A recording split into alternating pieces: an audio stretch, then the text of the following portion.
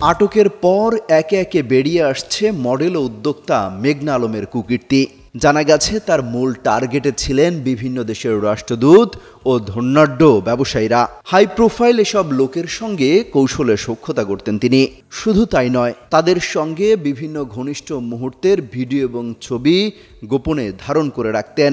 পরে ব্ল্যাকমেইল করে মোটা অঙ্কের টাকা দাবি করতেন মেঘনা আলম ও তার সহযোগীরা।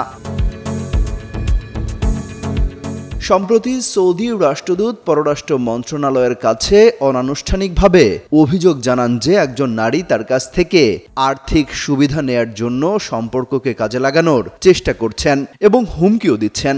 There are some police at my house trying to break in.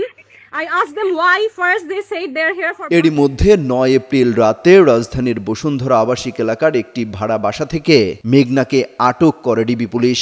আটকের কিছু আগে মেঘনা ফেসবুক লাইভে এসে বলেন পুলিশ পরিচয়ে কিছু লোক তার বাসার দরজা ভাঙার চেষ্টা করছেন।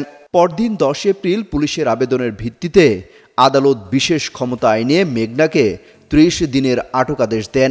মেঘনাকে গ্রেপ্তারের পর তার সহযোগী দেওয়ান সমীরকে গ্রেপ্তার করা হয়। জানা গেছে টার্গেট ব্যক্তিকে ব্ল্যাকমেইল করে টাকা আদায়ের মূল দায়িত্বে ছিলেন মেঘনা আলমের অন্যতম সহযোগী মোহাম্মদ দেওয়ান সমীর, যিনি মানব পাচার চক্রের হোতা।